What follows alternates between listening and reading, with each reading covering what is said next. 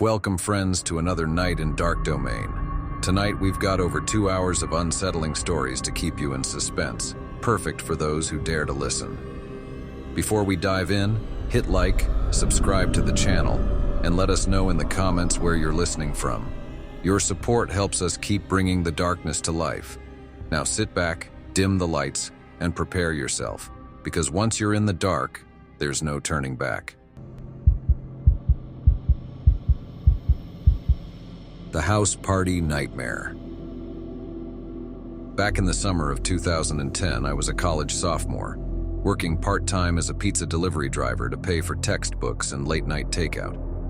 It wasn't the most exciting gig, but it kept the cash flowing.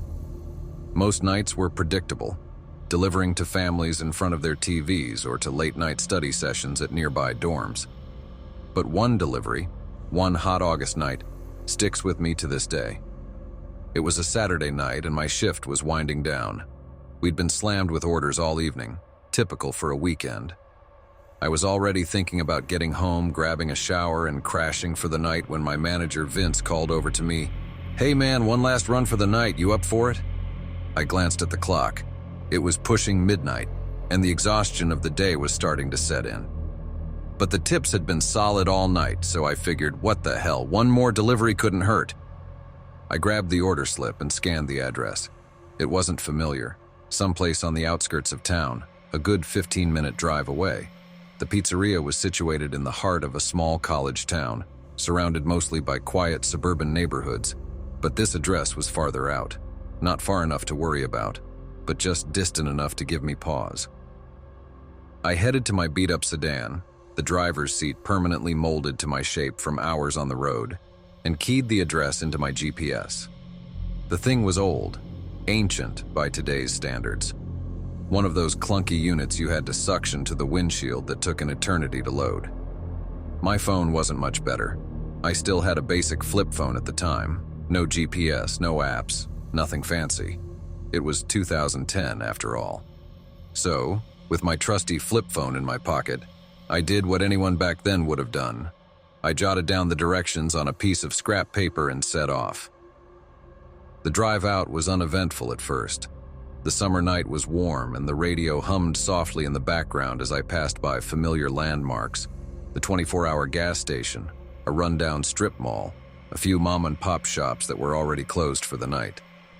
But as I got farther from town, the streets became quieter, more deserted. Streetlights grew sparse, and soon I found myself driving down a long, winding road flanked by dense trees. My headlights seemed to cut through the darkness like a knife, illuminating only the gravel road ahead. The directions had led me to what looked like an old, forgotten part of town. The houses were fewer and farther between, and the road itself was rough, almost like it hadn't been repaved in decades. My stomach tightened as I realized just how isolated this area was. After a few minutes of winding through the back roads, I found the driveway. Gravel crunched under my tires as I pulled up to the house. It stood there, 2 stories tall, looming in the dark. There were no lights on, just the dim glow of my car's headlights casting eerie shadows on the overgrown bushes and peeling paint. It was clear that this place hadn't seen much upkeep in a while. The front yard was wild with weeds, and the house itself had that weathered, forgotten look about it. I killed the engine, grabbed the pizza, and got out. The night air was thick with humidity, and the silence was almost oppressive. No chirping crickets, no rustling leaves, just dead quiet. I walked up to the front door, my footsteps sounding unnaturally loud on the wooden porch. I knocked. The sound echoed, and for a moment there was nothing. I started to wonder if maybe I had the wrong address. Just as I was about to knock again, the door creaked open slightly, and a man appeared in the crack. He was maybe in his mid-40s, though he looked older. His hair was disheveled, and he wore an oversized, wrinkled t-shirt. Dark circles ringed his eyes as if he hadn't slept in days. He didn't smile. In fact, he barely even acknowledged my presence, glancing behind him into the darkened hallway. "You're here for the pizza?" His voice was low and hoarse, like he hadn't spoken in hours. I nodded and handed over the box. He reached into his pocket and pulled out a crumpled $20 bill. He handed it to me without looking directly at me, his eyes darting back toward the inside of the house like he was expecting someone or something to appear from the shadows. "Keep the change," he muttered, before quickly shutting the door with a hollow thud. The whole interaction lasted maybe 30 seconds, but something about it felt deeply wrong. I've made deliveries to all kinds of people, drunk college kids, half-asleep parents, but this was different. This man seemed scared.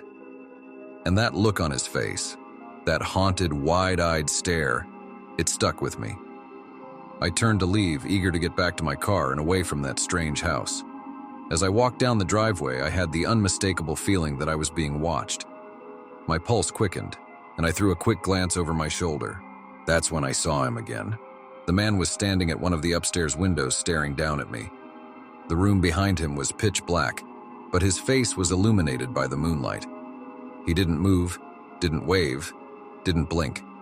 He just stood there, his eyes locked on mine. A cold shiver ran down my spine, and I forced myself to look away. I hurried to my car, trying to shake the creeping sense of dread that was clawing its way up my throat.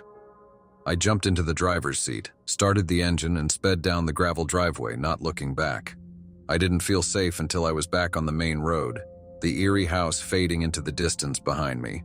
But even then, I couldn't shake the feeling that something wasn't right. Why was that guy so nervous? And why was he watching me from that window? The next day, the curiosity got the better of me. I mentioned the delivery to a few of my coworkers while we were waiting for the lunch rush to start. One of them, Jake, looked at me like I had just told him a ghost story.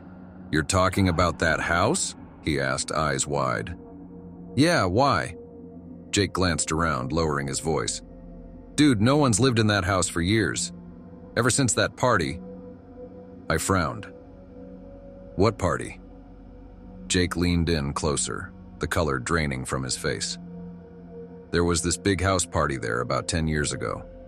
A bunch of high school kids got together to celebrate the end of the school year. But something happened, something bad. 2 of the kids never made it out. Cops said they ran off into the woods and just disappeared. No one's seen them since." I sat there, stunned, my mind racing. "But I made a delivery there last night. Someone was living there." Jake shook his head. "Trust me, man, no one's lived there for a long time." A cold knot formed in my stomach as I remembered the man's hollow eyes, the way he had stared at me from that upstairs window. I didn't want to believe it, but deep down, I knew something was wrong with that place. I had delivered to a house where no one was supposed to live, and whoever or whatever I'd met that night, they were still watching. The last delivery. Danny had been delivering pizzas for over a year, and he'd seen just about everything. Late-night prank orders, unusual topping requests, and the occasional customer who opened the door in pajamas. But tonight felt different. As he glanced at the address on the receipt, a slight unease settled in his stomach. It was 10 p.m., and the evening had grown quiet. The rush of dinner orders had tapered off, leaving the pizzeria with a calm, pepperoni-scented atmosphere.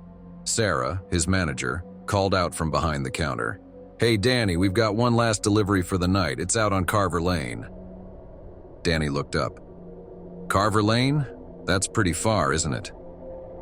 "Yeah, it's that old neighborhood on the edge of town," Sarah replied.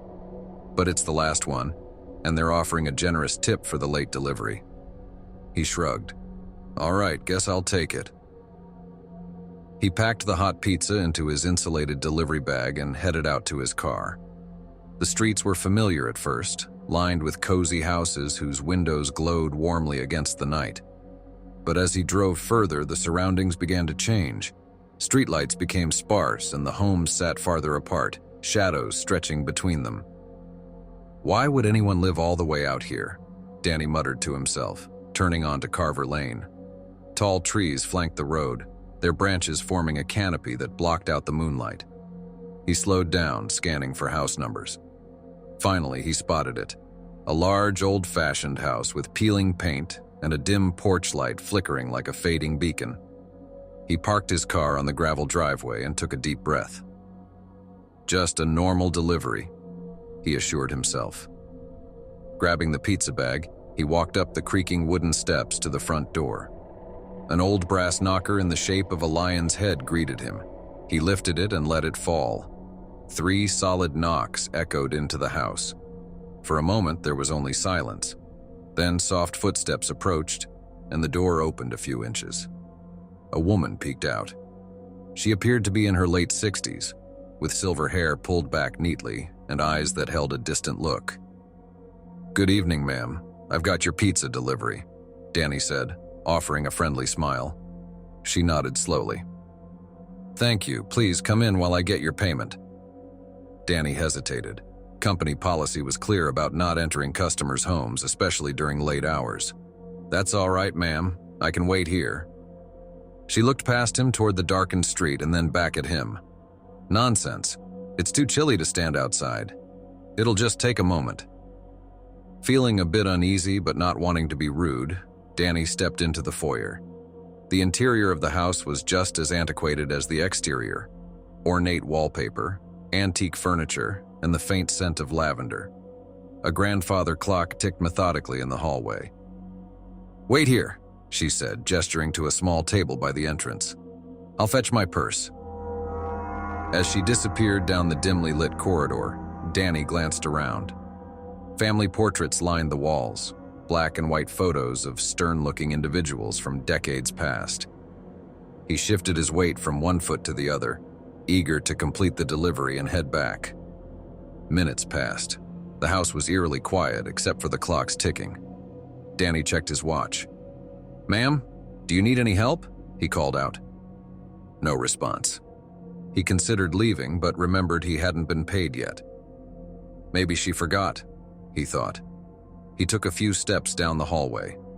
"Ma'am?" At the end of the hall, a door was slightly ajar, a soft light glowing from within. He approached cautiously and knocked lightly on the door frame. "Excuse me?" Pushing the door open a bit more, he saw it was a cozy sitting room. An old radio played faintly in the corner, and a teacup sat on a side table, steam still rising. But the woman was nowhere in sight. "That's odd," he whispered. A chill ran down his spine. Suddenly, the radio cut to static, the hissing sound filling the room. Startled, Danny backed away and bumped into a small table, knocking over a framed photograph. He picked it up, intending to set it right, and froze when he saw the image. It was the same woman, but the photo looked ancient, like it was taken 50 years ago. His heart began to race. Something wasn't right. He needed to leave. Turning back toward the foyer, he quickened his pace. As he reached the front door, it swung open, and the woman stood there, her eyes now sharp and focused. "Leaving so soon?" she asked, her voice carrying a hint of disappointment. I'm sorry, but I have to get back," Danny stammered. "Maybe I can come by tomorrow to settle the payment." She tilted her head slightly. "But you haven't delivered the pizza yet." He glanced down at his empty hands. The pizza bag was gone. "How?" He was sure he had been holding it moments ago. The woman smiled faintly. "Thank you for bringing it. My family will enjoy it." From somewhere deeper in the house, he heard faint whispers and soft footsteps. Panic surged through him. "Have a good night," she said, stepping aside to let him pass. Danny didn't need any more prompting. He dashed out the door, leaping down the steps 2 at a time, and raced to his car. Fumbling with the keys, he started the engine and sped away, not daring to look back. As he reached the main road, he pulled over to catch his breath, his hands shaking. What just happened? He wondered aloud. The next day at work, Danny recounted the story to Sarah. "I swear it was the strangest thing. She vanished, the pizza disappeared, and the whole house felt off." Sarah frowned. "Danny, are you feeling all right? We didn't have any deliveries to Carver Lane last night." He stared at her in disbelief. "What do you mean? You gave me the address yourself." She shook her head. "I think you might have been overworked. Maybe it's time for a day off." Determined to prove he wasn't imagining things, Danny decided to drive back to the house that evening. As he approached Carver Lane, the sense of unease returned. He found the spot where the house had been, but instead of the old home, there was an empty lot overgrown with weeds and a rusted gate blocking the driveway. A faded sign hung from the gate. Property condemned. Confused and unsettled, Danny got out of the car and walked toward the lot. Among the tall grass, something caught his eye, a worn pizza bag lying on the ground. He picked it up. It was his, with the pizzeria's logo and everything. A cold wind rustled the trees as he stood there, piecing together the impossibility of it all. Clutching the bag, he turned back to his car, leaving the mysteries of Carver Lane behind him.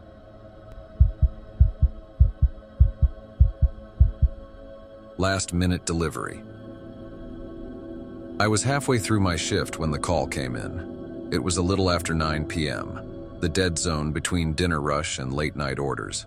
I worked at a small pizza place just outside the downtown area, tucked away in a strip mall that had seen better days. I didn't mind the job. It was simple, paid the bills, and the tips were decent enough. The one thing I hated, though, were those last-minute deliveries that came just when you thought your night was over. The call was for a large pepperoni with extra cheese, and the delivery address was on the outskirts of town, one of those older neighborhoods where the streets felt too narrow for modern cars. I'd never been to this part of town before, but it wasn't like I had a choice. I plugged the address into my phone's GPS, but the signal kept flickering in and out. Figures. I glanced at the clock and decided to wing it. The manager had given me a basic rundown of the area, and besides, the street names in this part of town all followed a theme, making it harder to get lost. When I pulled up to the neighborhood, it was as if time had stopped. The houses were all these old, turn-of-the-century homes, huge porches, towering trees, the kind of place that feels like it has a history. Most of the houses were dark, save for a few porch lights flickering weakly, casting long shadows across the cracked sidewalks. I drove slowly, scanning for house numbers, but they weren't easy to find. After what felt like an eternity, I finally spotted the house at the end of a cul-de-sac. It was older than the others, maybe a bit rundown, with paint peeling off the wooden siding and a roof that looked like it had seen better days. The porch light was on, though, so I figured someone was home. I parked and grabbed the pizza, half expecting to be greeted by a barking dog or someone opening the door as I walked up. But it was quiet. Too quiet. I rang the bell and waited. Nothing. I rang it again, then knocked. Still nothing. Maybe they didn't hear me? I was about to knock again when I heard the faint sound of footsteps inside, slow and deliberate, like someone was taking their time. Finally, the door creaked open, just a few inches. A man stood there, his face mostly obscured by the shadows. He looked older, with thick glasses and a salt and pepper beard. He didn't say anything at first, just stood there looking at me. The air felt thick, like there was something just off.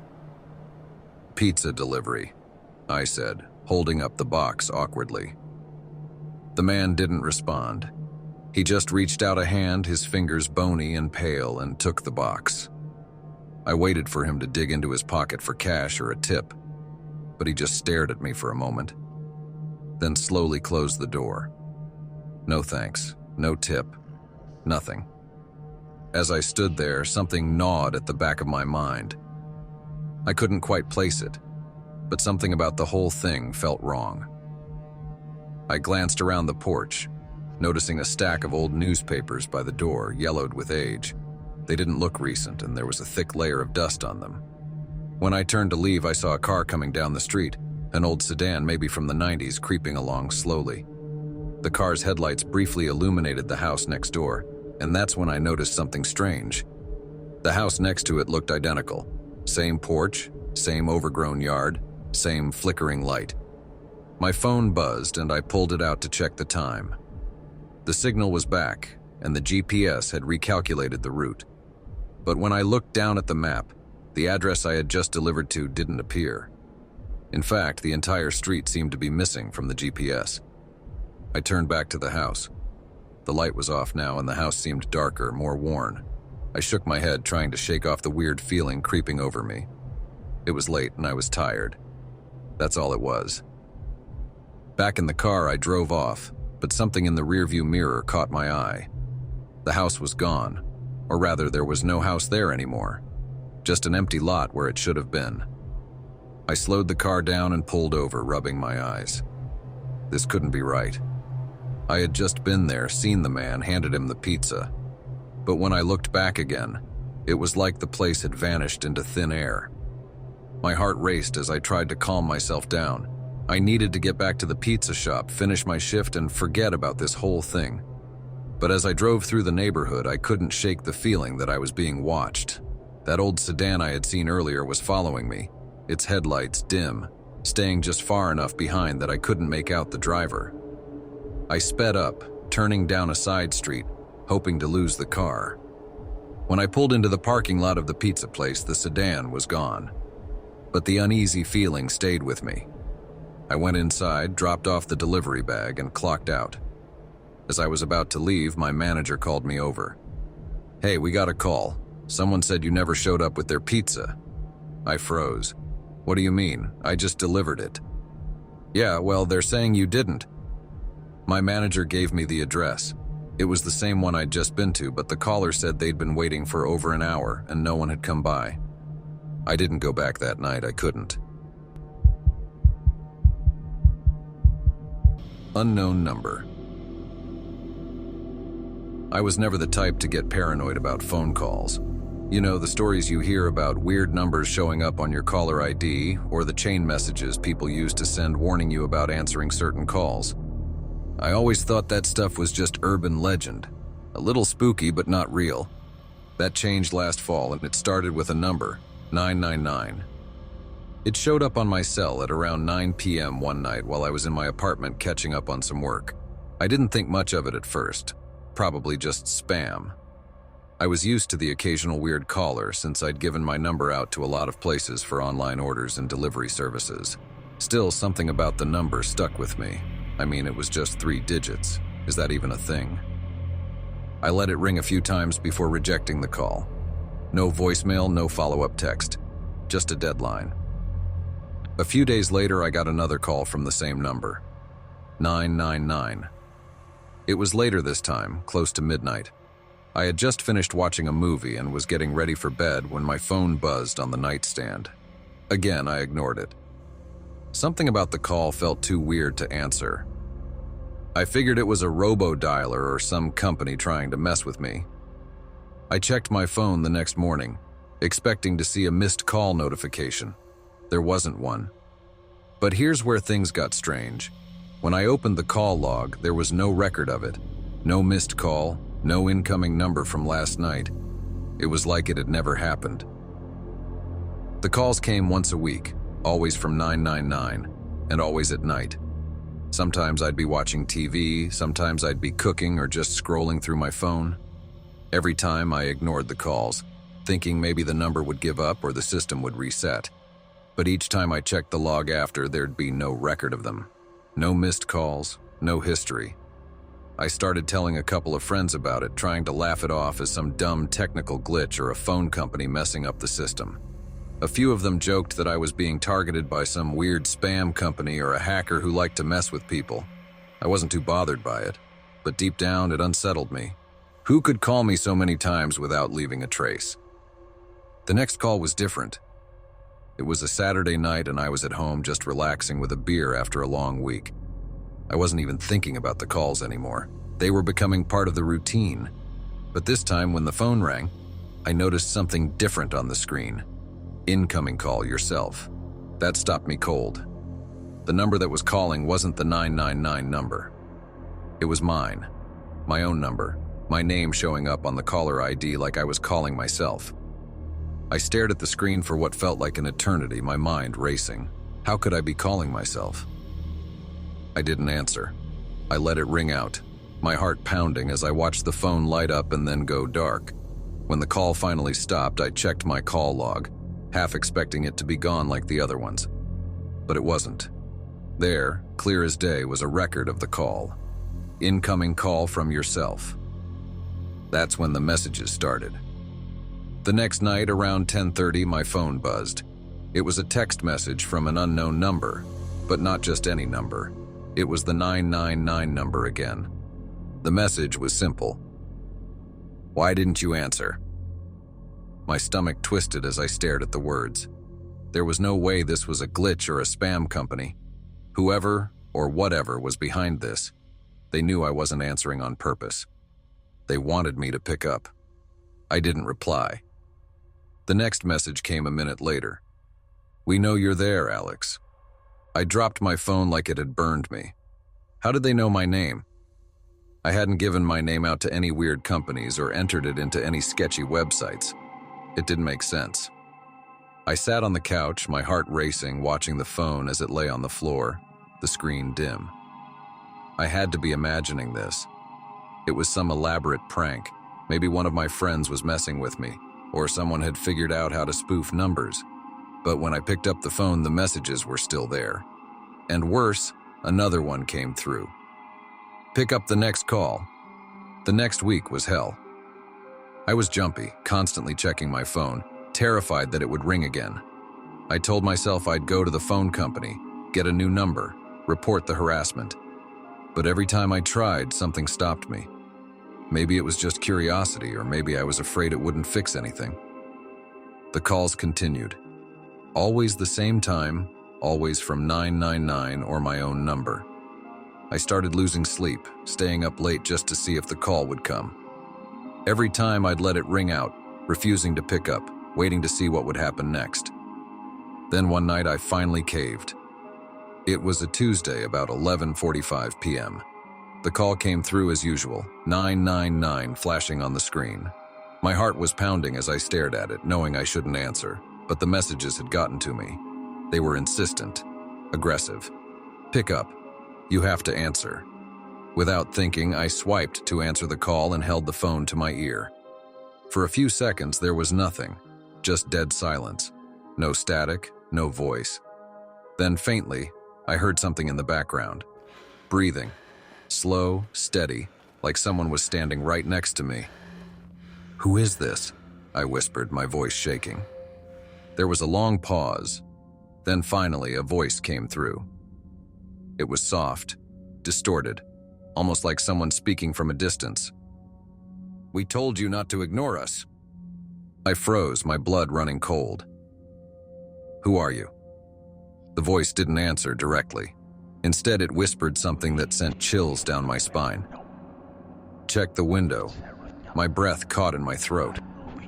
I was sitting on the couch, facing the window that overlooked the street outside. The curtains were drawn, but there was just enough space between the fabric for me to see the faint glow of a streetlight. I didn't want to look, I didn't want to know.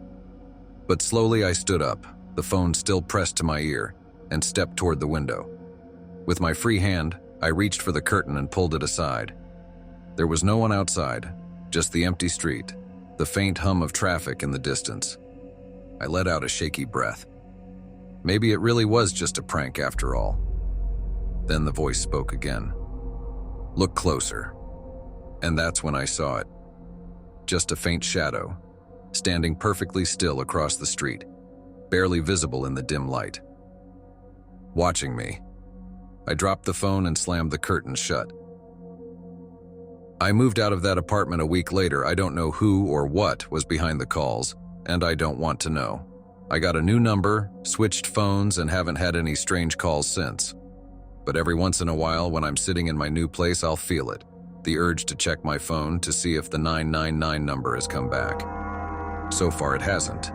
But sometimes late at night, I'll hear the faint buzzing of my phone on the nightstand, and I'm too afraid to check who's calling. The wrong number. It was the summer after I graduated from college when the calls started. At that time, I was living in Pittsburgh, just outside the city, in this run-down apartment complex that catered to broke recent grads like me. It wasn't a great neighborhood, but the rent was cheap, and the noise from the nearby highway blended into the background after a while. I was staying with my best friend Kyle, who I'd known since high school. We were both just trying to figure out life after school, He'd gotten a job at a tech firm downtown, and I was working at a local grocery store while applying for something better. We had a small 2-bedroom apartment, the kind where the carpet was stained and the windows barely opened. We didn't care. It was our first real place, and we'd spend most of our nights hanging out, playing video games or watching movies. But then the phone call started. It was a Friday night in June, and Kyle had gone out with some coworkers for drinks, leaving me alone in the apartment. I didn't mind. I just cracked open a beer and was getting ready to binge-watch some old episodes of The Twilight Zone when the phone rang. Now this was our landline, one of those old cordless phones we'd gotten because it came free with our internet plan. Neither of us used it much. We both had cell phones, but we kept the landline plugged in just in case. I figured it was some telemarketer, but something about it felt off. It was 11:30 at night, way too late for a normal sales call. I stared at the phone for a second, debating whether or not to answer, but curiosity got the better of me. I picked up. Hello? At first, there was nothing, just silence. Then after a few seconds, I heard this strange clicking noise, like someone was tapping their finger against the phone. It was slow and deliberate. Finally, a voice came through. It was a woman's voice, soft but oddly robotic, like she was speaking through some kind of distortion. "Is Kyle there?" The question caught me off guard. It wasn't strange for people to call and ask for Kyle. His friends sometimes called the landline if they couldn't reach him on his cell. But something about the way she asked felt weird. No," I replied. "He's not home right now. Can I take a message?" There was a pause, then the clicking noise started again. "No message," she said, her voice low and flat. "I'll call back." And then, just like that, she hung up. When Kyle got home later that night, I told him about the weird call. He shrugged it off, saying it was probably just a wrong number or someone trying to prank us. I wanted to believe him, but something about the way the woman had spoken, like she knew Kyle, made my skin crawl. Over the next few days, I forgot about it. Life went on as usual. Kyle went to work, I put in applications at different places around town, and we spent our nights watching TV and playing Xbox. Nothing seemed out of the ordinary. But a week later, the phone rang again. It was late, past midnight this time, and both of us were in the living room watching a movie. The landline rang, cutting through the quiet. Kyle glanced at me, clearly not in the mood to answer, so I picked it up. "Hello?" I said, my voice a little sharper than before. This time there was no clicking, just silence. I waited, thinking it was another telemarketer or a robocall. Then faintly I heard the same woman's voice from before. "Is Kyle there?" she asked again, her voice just as emotionless as the first time. I hesitated. "Who is this?" I asked, my heart starting to race. There was a long pause, then the clicking sound returned. "I need to talk to him," she said. "I need to know where he is." My chest tightened. Something about the way she asked sent a cold chill down my spine. I covered the receiver and looked at Kyle. "It's her again," I whispered. "She's asking for you." He frowned, taking the phone from me. "Who is this?" He listened for a few seconds, his face twisting in confusion. Then he pulled the phone away and hung up. "What did she say?" I asked. "Nothing," he muttered, sitting back down. "Just breathing. She's messing with us." A few nights later, the calls became more frequent. Every time it was the same thing. The phone would ring and the woman would ask for Kyle. Sometimes she'd ask if he was home. Sometimes she'd ask where he was, but the questions were always the same. She wanted to know about Kyle. I tried blocking the number, but the calls always came from unknown, so there was no way to stop it. After a while, we just stopped answering the landline altogether. We unplugged it, thinking that would be the end of it. But then things got worse. One night, I woke up to a soft buzzing sound. It was my cell phone vibrating on the nightstand. Groggy and half asleep, I reached over and picked it up. Private number. Confused, I swiped to answer. Hello? For a moment, there was nothing but dead air. Then that same voice came through, quieter than ever. Is Kyle there? I bolted upright in bed, my pulse racing. How did you get this number? The voice didn't answer.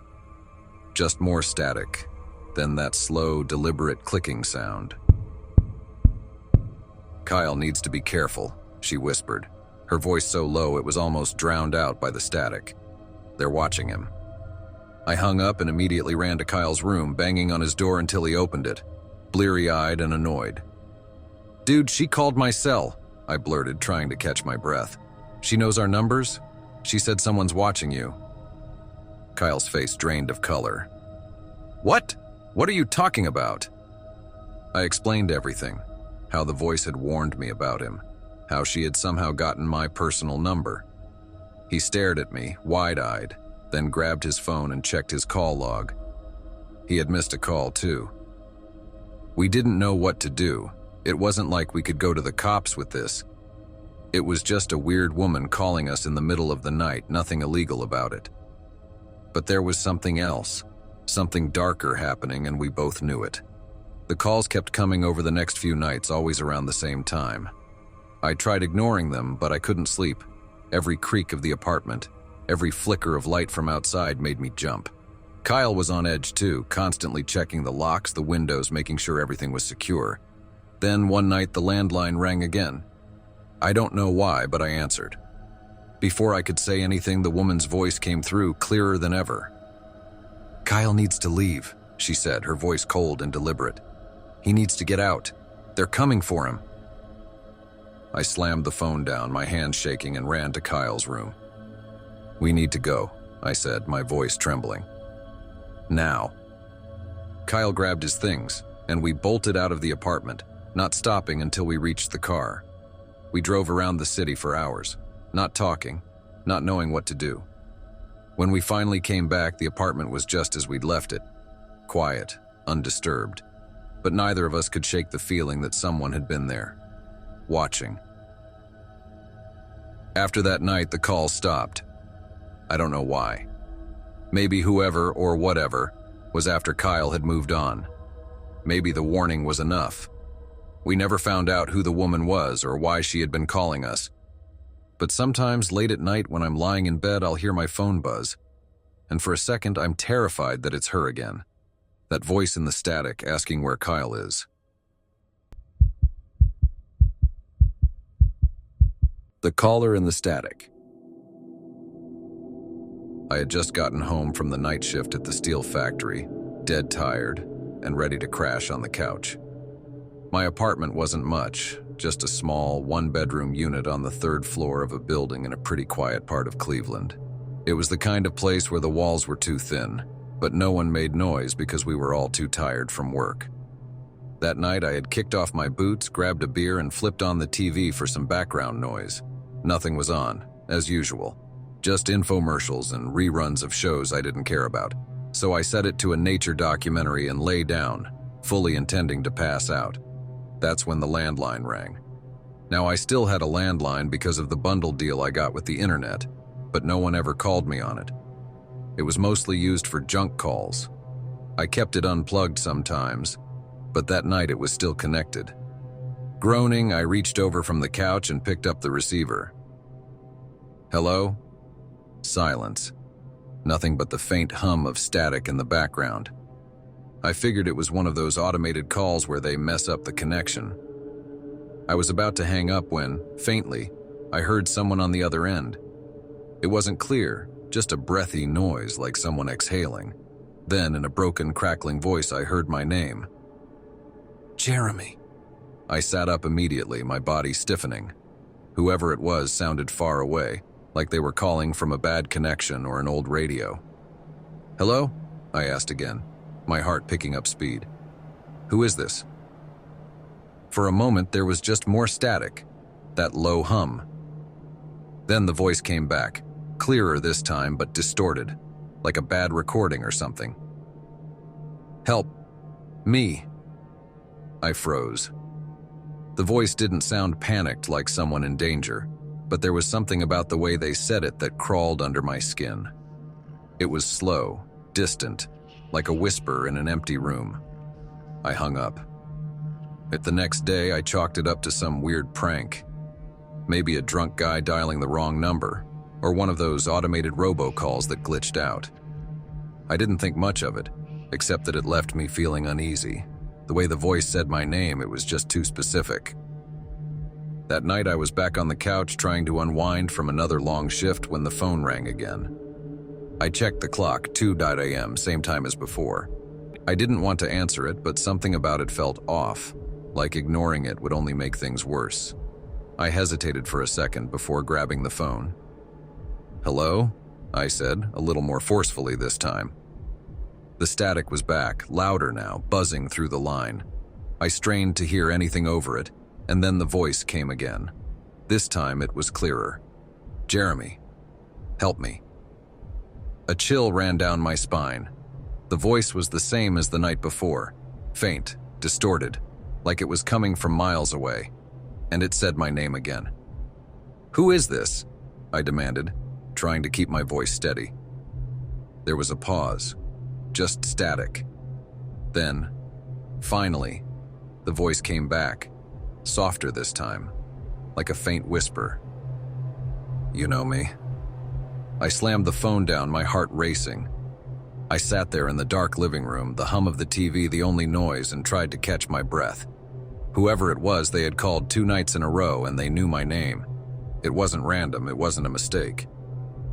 For the next few days, I unplugged the landline. I couldn't shake the feeling that something wasn't right. I even considered calling the phone company to trace the number, but it felt like I'd be overreacting.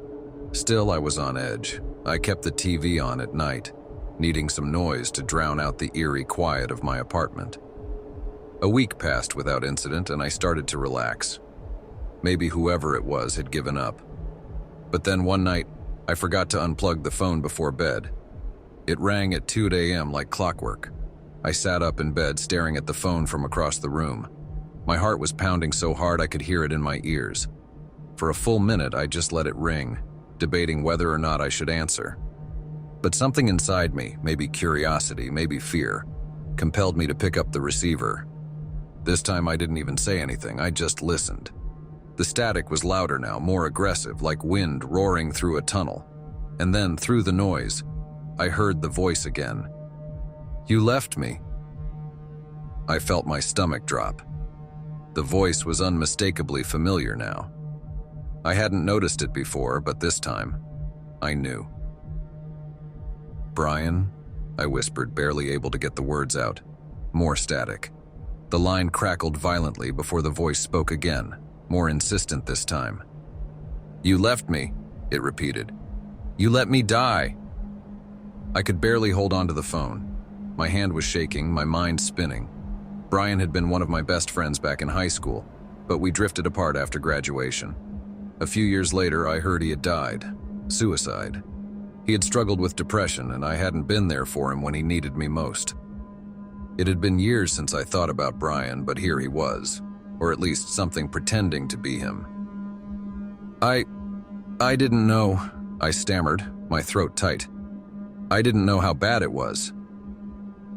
The static swelled, roaring in my ears, and then just before the line went dead, the voice spoke one last time, sharp and accusing. "You should have saved me." The phone clicked. Silence. I didn't sleep that night. I couldn't stop thinking about Brian, about how I had drifted away, how I had failed to check in on him when he needed someone. But how could this be real? Brian was gone, had been for years. This had to be some kind of sick prank, someone messing with me, digging up old wounds. I tried to forget about it. But the calls didn't stop. Every night, 2 a.m., the phone would ring. I stopped answering after that last conversation. I couldn't bear to hear his voice again. But even though I didn't pick up, the phone would ring and ring and ring. It became part of my routine, lying there in bed, staring at the ceiling, listening to the ringing until it eventually stopped. But then, the phone started ringing at different times. It was as if the caller was getting more desperate, more determined to reach me. And then it wasn't just the phone. One night I woke up to the sound of static, not from the phone, but from the TV.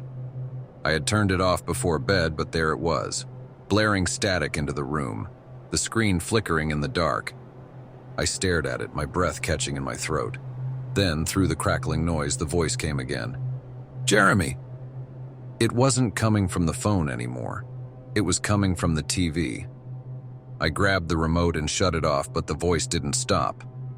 I could still hear it, faint and broken, coming from the speakers even though the screen was black. "You should have saved me." I ran out of the apartment that night and never went back. I don't know who or what was calling me, but I know one thing. It wasn't Brian. Not really.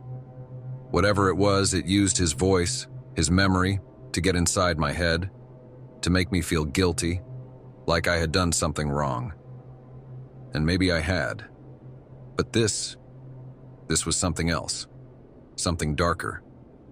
I got rid of the landline, sold the apartment, and moved across town. I still don't know what was happening, but every now and then, when I'm lying awake late at night, I think I hear it. That faint crackle of static, like a bad connection on an old radio. And I wonder if one day it'll find me again. The Silent Boat. My dad and Uncle Jack used to go deep-sea fishing off the coast of Maine every summer. They were seasoned fishermen, having done this for years, always taking Jack's old 30-foot cabin cruiser out at least 20 miles off the coast where the big fish were. They had their routine: leave before sunrise, stay out all day, and sometimes even spend the night on the water. But there was one trip they never forgot. It was the summer of 1985, and they had headed out farther than usual, about 25 miles offshore. The sun was setting, painting the sky in oranges and purples, and they had the radio on low, sipping beers as they waited for a bite. What they didn't know was that this trip would leave them with something far worse than just a bad memory. That night, the weather turned unexpectedly. A thick fog rolled in from nowhere, covering the ocean in a blanket of mist. The wind had died down, leaving everything unnervingly still. My dad said it felt like the world had just stopped. By 10 p.m., the fog was so thick they could barely see past the bow of the boat. Jack decided to drop anchor, thinking it would be safer to wait until morning. My dad agreed, and they settled in the cabin, playing cards to pass the time. The fog pressed in around them, making everything outside the windows look like a wall of white. Just after midnight, they heard it, a faint, low humming sound. It was hard to pinpoint where it was coming from at first. They assumed it was the wind, or maybe the current hitting the boat in a strange way. But the sound grew louder, and it wasn't just the wind. It sounded human. The two of them stepped out onto the deck, shining their flashlights into the mist. The beam of light barely cut through the fog, and they couldn't see more than a few feet in any direction. But the humming sound was unmistakable, and it seemed to be coming from behind the boat. "Do you hear that?" my dad asked. Jack nodded, his face pale. "Sounds like someone humming." The thought made my dad shudder. There was no reason anyone else should have been out there, this far from shore, and yet the sound grew louder. They stood there, frozen, listening as the humming circled their boat, echoing across the water. Then, out of nowhere, they saw it, a shadow barely visible through the fog. A boat, maybe 40 feet away, silently drifting toward them. It wasn't like any boat they had seen before.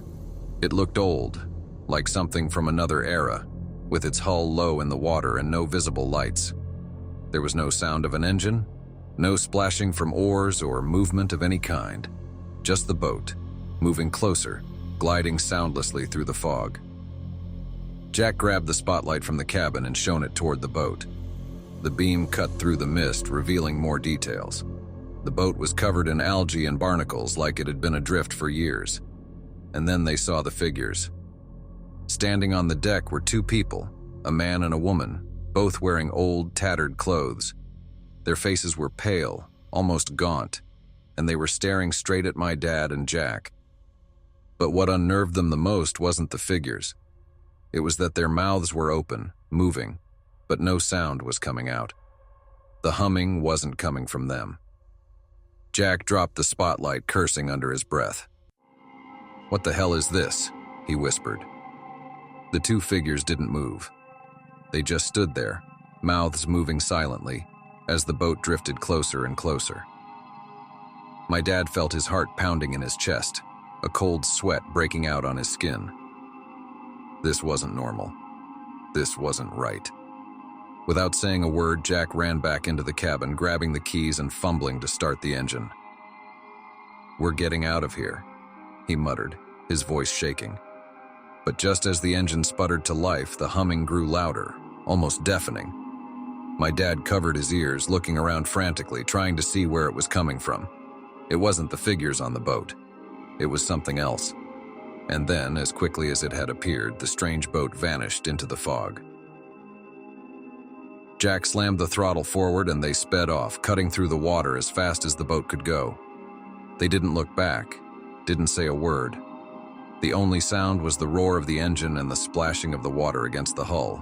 But even with the engine roaring, my dad swore he could still hear the humming, faint but constant, following them.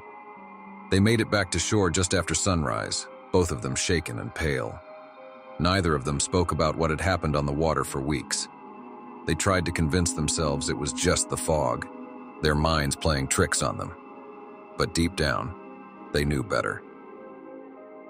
My dad couldn't shake the feeling that they had seen something they weren't supposed to. And Jack, well, he never took that boat out again. It sat at the dock, slowly rotting away, until he finally sold it years later. To this day, whenever my dad tells the story, his hands still tremble. He says he doesn't believe in ghosts, but something was out there that night. Something that didn't belong. And every time he hears the low hum of a motor or the distant sound of water lapping against a boat, it takes him right back to that night, when the ocean wasn't empty after all.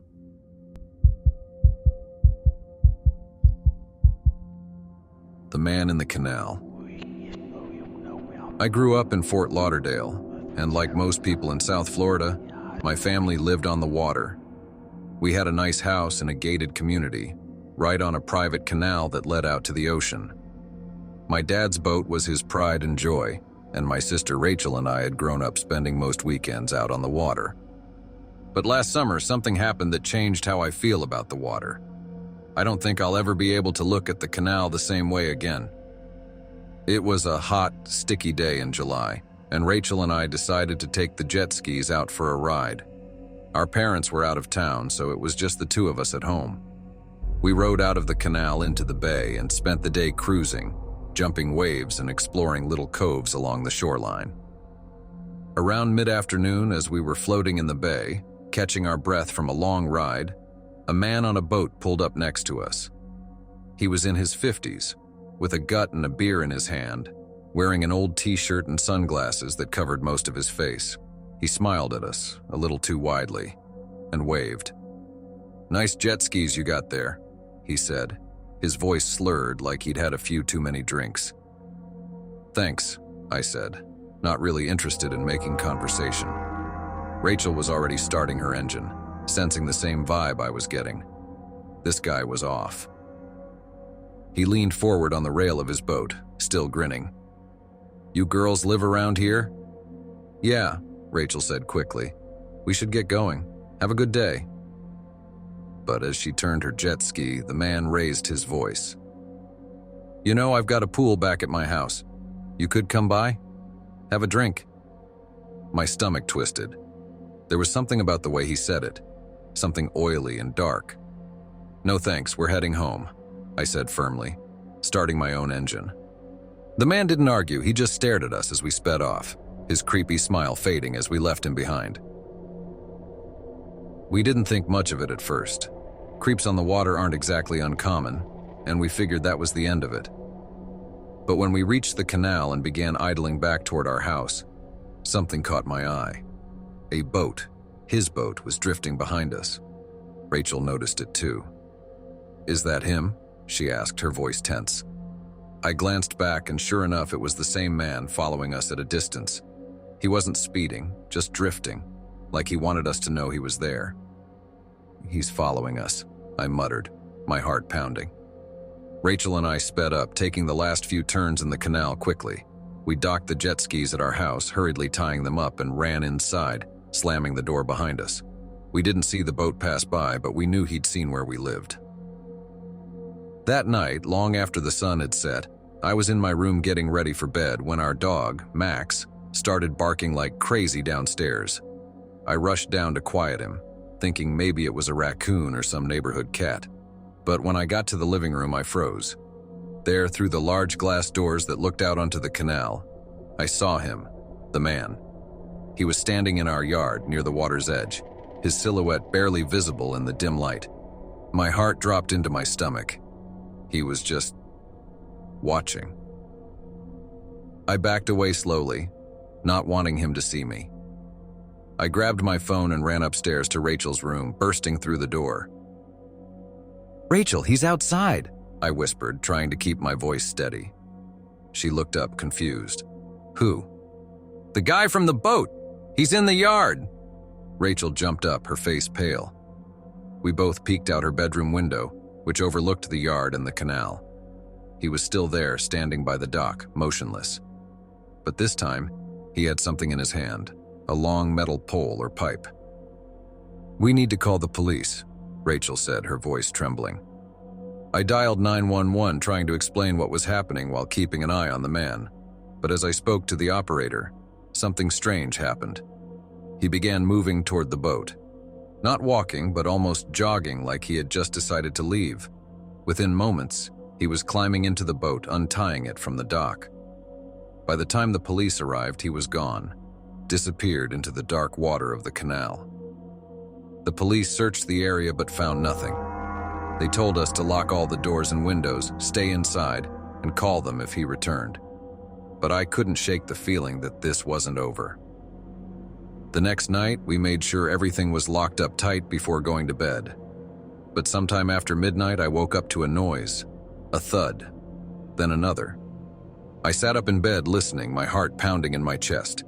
It sounded like it was coming from outside, near the dock. I crept out of my room and down the hall, peeking out the window overlooking the backyard. The moon was bright that night, casting just enough light on the canal to see clearly. There on the dock, I saw the man again. But this time, he wasn't alone.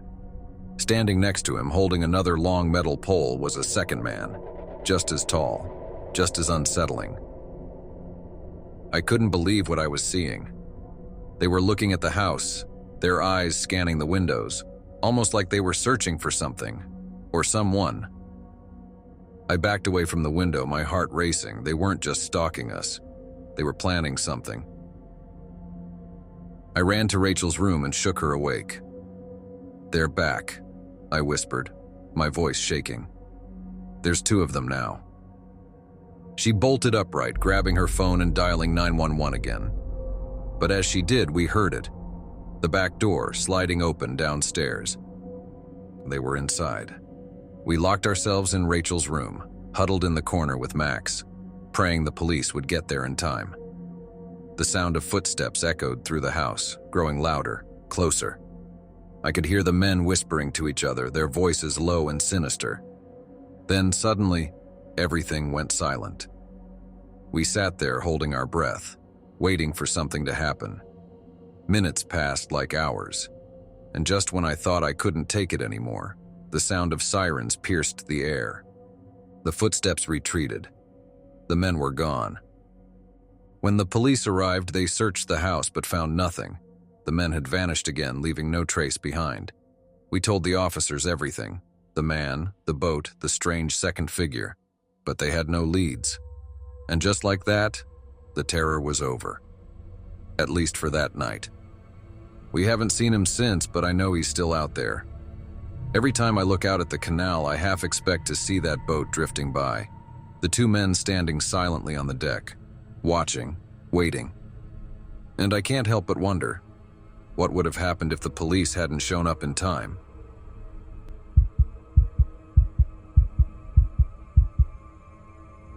The voice on the water. It was a perfect summer night, the kind where the air is warm and everything feels calm. My friend Jason had just gotten his new 30-foot houseboat, and we spent the day drifting on Lake Champlain, drinking and enjoying the breeze. There were 5 of us: me, Jason, his girlfriend Maya, and 2 of our friends, Derek and Emily. We anchored near a small, uninhabited island as the sun began to set. It was quiet, peaceful. The last thing we expected was to hear a scream. We were all sitting around, the boat gently bobbing in the water. Jason had some music playing, low and steady, as the stars started to appear in the sky. We weren't far from the shore of the island, just close enough to admire the tree line where the woods met the rocky beach. I thought maybe it was just a bird or the sound of the waves crashing against the rocks, but then it came again, louder this time. A scream. Someone was screaming for help. "Turn the music off," I said, sitting up, my skin prickling with unease. "Did you hear that?" Jason paused the music, and the 5 of us sat in silence, listening. For a moment, there was nothing but the gentle sound of the water slapping against the side of the boat. Then it came again. A woman's voice, distant but unmistakable, crying out into the night. "Help, please, help me." The voice came from the island. We all looked toward the shore, where the dark outline of the trees loomed like shadows. I could see movement, just a flicker of something near the edge of the woods. It was so brief, I wasn't sure if I'd imagined it. "We should check it out," Derek said, already standing up. Jason nodded, his face serious. "Yeah, let's go." We pulled up the anchor, and Jason slowly steered the boat toward the shore. The engine hummed softly, but the atmosphere had changed. The calm from earlier was gone, replaced by a growing sense of dread. The scream came again, louder this time, more desperate. We reached the island and hopped out of the boat, flashlights in hand. The air was cooler here, and the trees seemed to press in around us, as if the island itself was watching. The only light came from our beams as we swept them over the rocks and bushes. "Where are you?" Maya called out, her voice trembling. For a moment there was silence. Then, from deeper in the woods, we heard it again. "Help me. They're following me."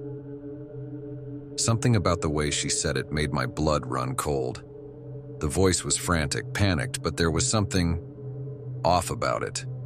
It sounded too mechanical, too perfect, like it was being played from a recording.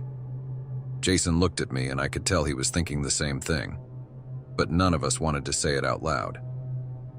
We pushed forward into the trees, calling out for the woman, but the deeper we went, the darker and more oppressive the island became.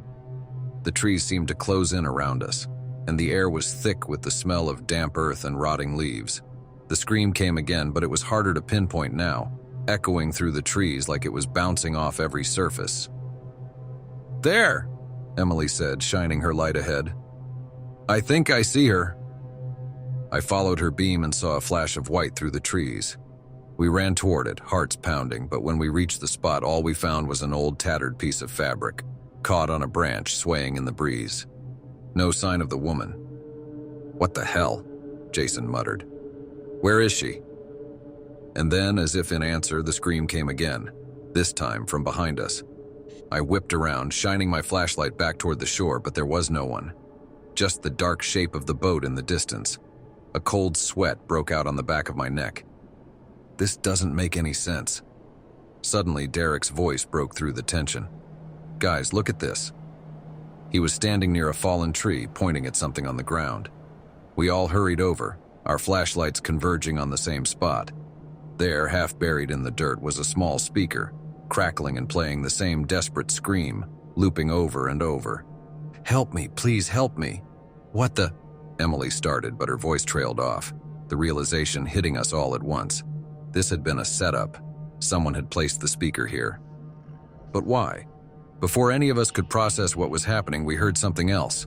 The sound of a motor, faint but unmistakable, coming from the direction of the water. Jason ran toward the shore with the rest of us close behind. When we broke through the tree line, we saw it. A boat, larger than Jason's, drifting away from the island with its lights off. It was barely visible in the dark, but we could see the faint outline as it moved farther into the lake. "Was that boat here when we got to the island?" I asked, my voice shaking. "No," Jason said, his face pale. "It wasn't." Panic set in. Someone had lured us to this island. Someone was watching us. "Let's get out of here," Jason said, his voice tight. We scrambled back onto the boat, hands shaking as we untied it from the shore. Jason fired up the engine and we sped away from the island, the boat bouncing over the waves as we cut through the water. But the entire time I couldn't shake the feeling that we were being watched. I kept glancing back at the dark island, expecting to see something, or someone, standing on the shore, watching us leave. As we reached the middle of the lake, Jason slowed the boat down, his face grim. "What the hell was that?" he whispered. No one had an answer. We sat in silence, the weight of what had just happened pressing down on us. I could still hear the woman's scream in my head, looping over and over. When we finally got back to the marina, we reported what had happened to the authorities. They took our statements, but nothing ever came of it. No one was missing, no strange boats were reported, and no one could explain the speaker on the island. But that night haunted me. Someone had lured us there. Someone had set up the scream to draw us in, and I couldn't stop wondering, what would have happened if we hadn't found the speaker? If we had stayed on the island just a little longer?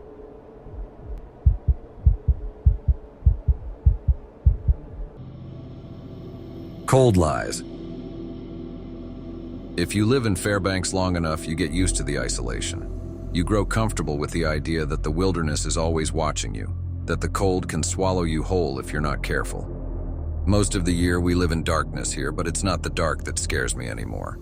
My name is Ethan Crowley, and for the past 10 years I've been part of a research team based at the University of Alaska. We study extreme weather patterns, tracking the ways climate change is reshaping the Arctic. It's not the most exciting work, but it pays the bills and keeps me close to the mountains I've loved since I was a kid. But something changed last month, something I can't explain. It started with a discovery at one of our remote research stations, about 150 miles north of Fairbanks. Our team had been monitoring ice core samples from the tundra, looking at carbon levels trapped in the permafrost. Routine work, nothing out of the ordinary.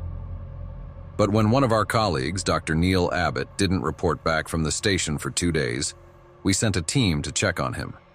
What they found didn't make sense. Abbott was dead, his body frozen solid despite the heat inside the station being cranked up to full blast. His skin had turned a strange shade of blue, almost translucent, and there were deep, jagged marks on his arms and neck, like something had clawed at him from the inside. The official cause of death was hypothermia, but that didn't explain the wounds. The look of sheer terror frozen on his face. It didn't explain the fact that all of his research data had been wiped clean. Every hard drive, every notebook gone. A few days later, I was called in to investigate. Our team was small, just me, Dr. Claire Howard, and Steve Nilsson, a technician who had been working with us for years. We were flown out to the station by helicopter, a rickety old thing that struggled against the wind as we made our way north. The sun was barely peeking over the horizon, casting long, dim shadows across the endless white tundra. When we arrived, the station felt like a tomb. The air inside was thick, stifling, despite the heaters still running at full capacity. The walls were covered in frost, and the smell of something rotten lingered in the small, cramped rooms. Claire immediately got to work analyzing the samples that Abbott had been studying before he died.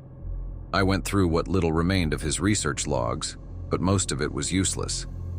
There were only fragments of notes, scattered thoughts about something he had found deep in the ice, something ancient. That night, as the wind howled outside, I started feeling uneasy. There was something about the station, the way the cold seemed to press in on all sides, that made it hard to breathe. The isolation was suffocating. Steve, who'd always been the quiet type, was jittery, pacing around the small common area like he was waiting for something to happen. Around midnight, I heard Claire call for me from the lab. When I got there, she was staring at one of the ice core samples under the microscope, her face pale. "Ethan, you need to see this," she said, her voice trembling. I leaned over and peered into the microscope, adjusting the focus. What I saw didn't make sense. There, buried inside the ice, was something moving. It looked like a small, writhing organism, worm-like but far too large to be a simple parasite. It was alive, trapped in the ice for who knows how many thousands of years, and now, it was thawing. "This is impossible," I muttered, shaking my head. "Nothing should be able to survive that long in ice." "That's what I thought," Claire said, stepping back from the microscope. "But it's real, and if Abbott found this, it might explain what happened to him." We spent the next few hours debating what to do. We couldn't just leave, not without more answers. But as the night dragged on, something changed. Steve, who had been sitting quietly in the corner, suddenly stood up, his face twisted in anger. "We need to get out of here," he muttered, pacing again. "This place, there's something wrong with it." I tried to calm him down, but it was like he wasn't listening. His eyes were glazed, unfocused, like he was seeing something none of us could. "There's something in the ice," he whispered, his voice shaking. "It's alive, and it's trying to get out." Claire and I exchanged a worried glance. We'd both seen the organism in the sample, but it was still frozen. It couldn't have affected Steve, could it? That's when the power went out. The lights flickered, and then everything went dark. The heaters stopped, the air growing colder by the second. The only sound was the wind outside, howling louder than before, as if it was trying to tear the station apart. I grabbed a flashlight and headed for the generator room, with Claire close behind me. Steve stayed behind, muttering to himself as he rocked back and forth in his chair. When we reached the generator, we found the wires ripped out, shredded like they'd been gnawed on.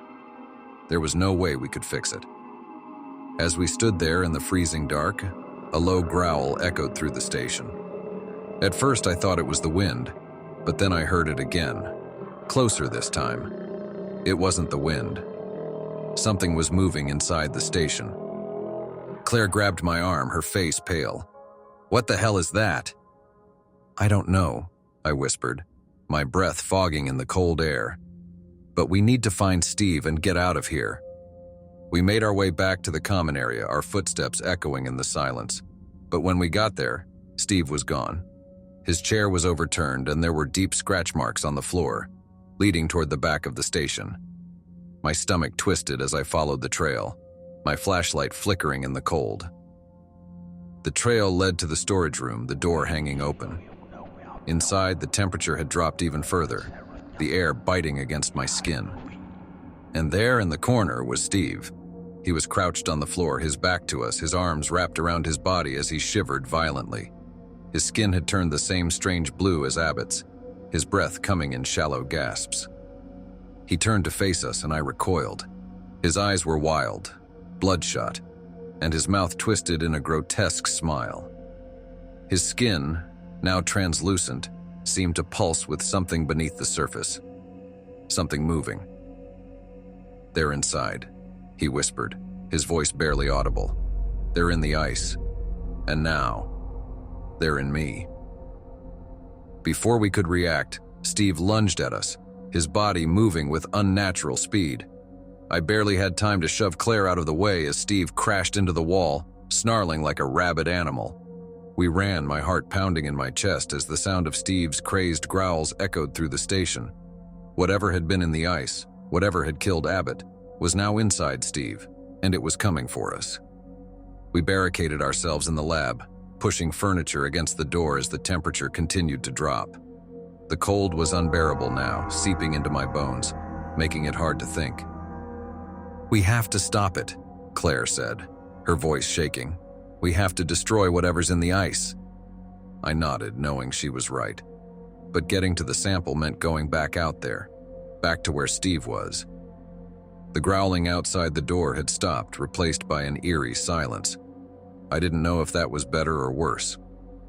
"I'll go," I said, my breath visible in the freezing air. "You stay here. If I'm not back in 10 minutes... Claire didn't argue. She just nodded, her eyes wide with fear. I made my way back through the dark hallways, my flashlight flickering in and out. Every sound made me jump. Every shadow felt like it was watching me. When I reached the lab, the ice core sample was still there, sitting on the table, the organism frozen inside. I grabbed it, wrapping it in a thick cloth to keep it from thawing any further. But as I turned to leave, I saw Steve standing in the doorway. His eyes gleamed with a sickening hunger, his body twitching as he took a step toward me. "Give it to me," he rasped, his voice barely human. "It's part of me now. It's in all of us." I backed away, my hands trembling. "Steve, this isn't you." But there was no reasoning with him. Whatever had infected him, whatever had come from the ice, had taken over completely. I ran. I don't know how I made it out of there alive. The next thing I remember, I was outside, stumbling through the snow as the first rays of daylight broke through the clouds. I had the sample with me, but Steve was gone.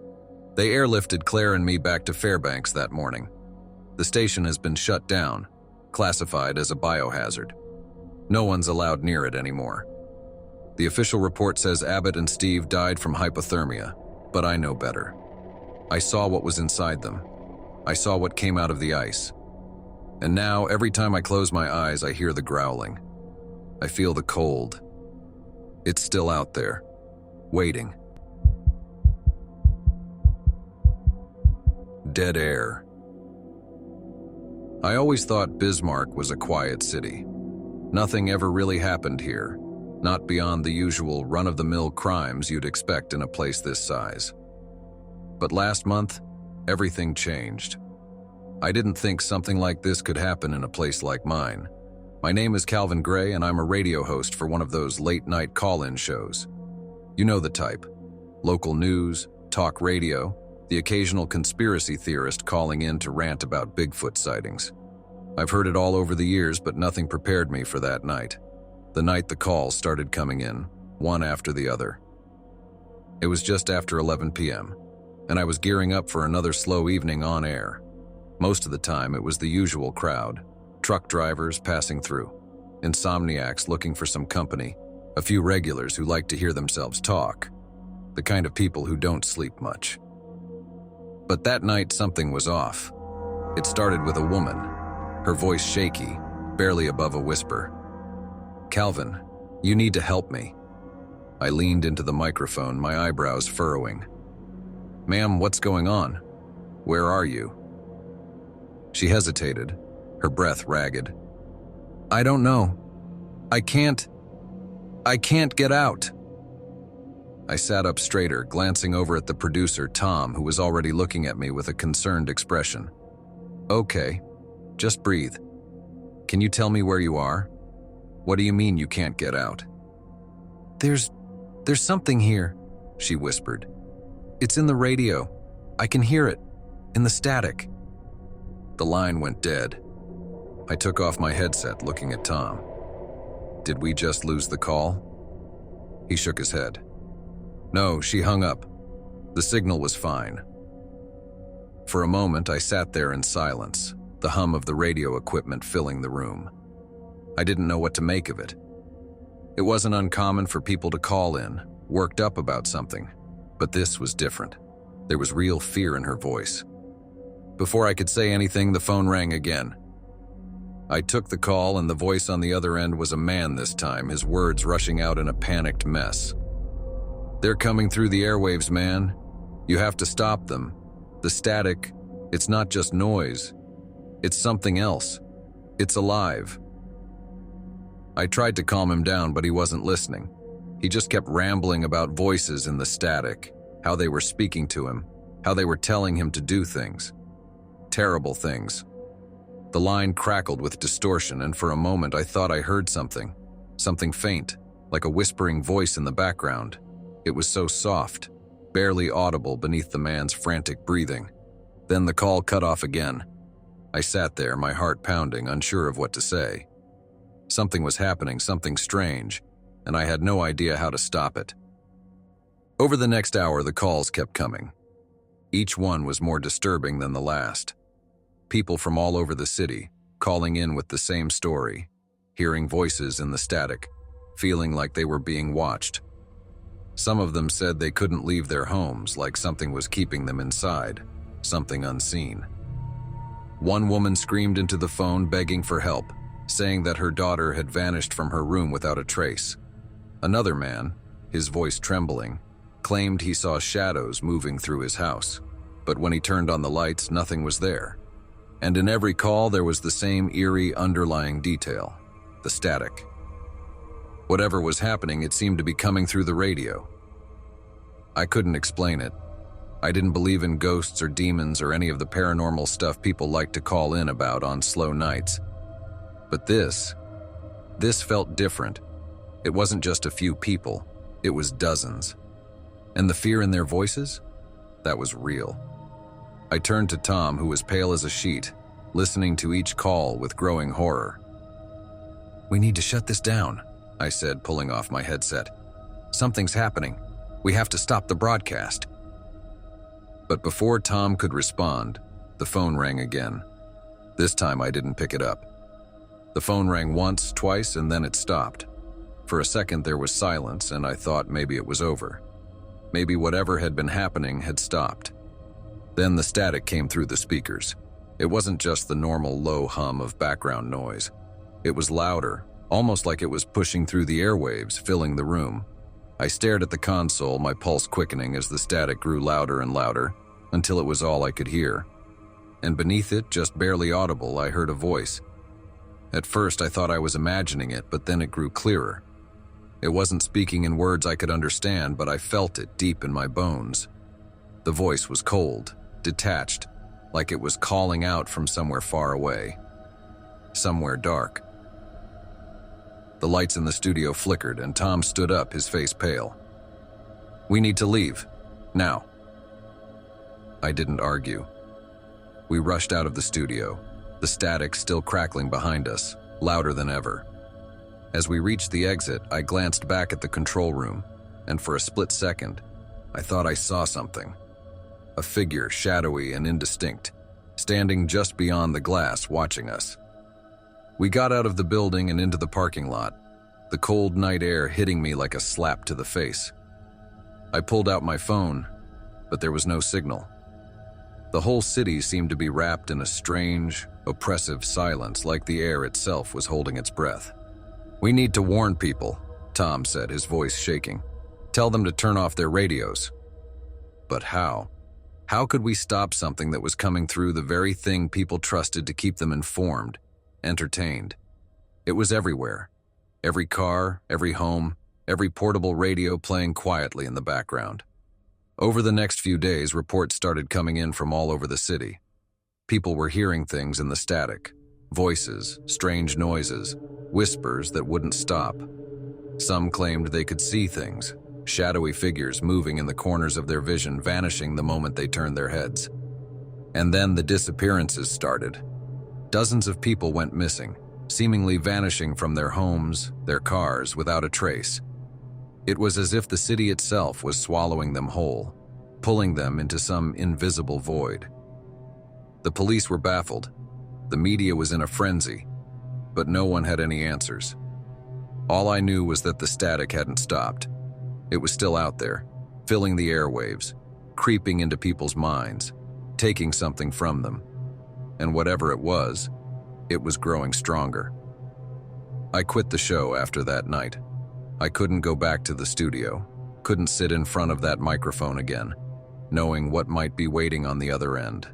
The voices, the static, they were still there, lurking just below the surface, waiting for someone to tune in. Every now and then I still hear it, late at night, when the city is quiet and the air is thick with silence. I'll hear the faint hum of static coming through the walls, like it's trying to find a way in. And I know that if I listen too closely, I might hear the voice again. The voice that doesn't belong in our world.